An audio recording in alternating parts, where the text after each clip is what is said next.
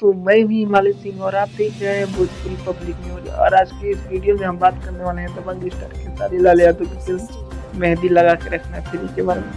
ये फिल्म होली के शुभ अवसर पर रिलीज हुई थी और ये फिल्म सिनेमा घर में 5 दिन तक चली थी। उसके बाद लॉकडाउन शुरू हो गया पूरे भारत में, इसी की वजह से इस सिनेमा घर को बंद करना पड़ा। अब इस फिल्म को टीवी पे रिलीज करने का डेट आ गया है।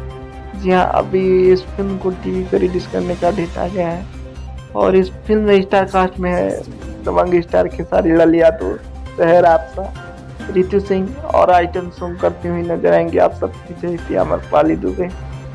जी हाँ, और इस फिल्म को डायरेक्ट किया है रजनीश मिश्रा और इस फिल्म को प्रोड्यूस किया है निशांत उज्जवल जी ने। और ये फिल्म आप लोगों को जुलाई या अगस्त के महीने में आप लोगों को टीवी पे देखने को मिलेगी।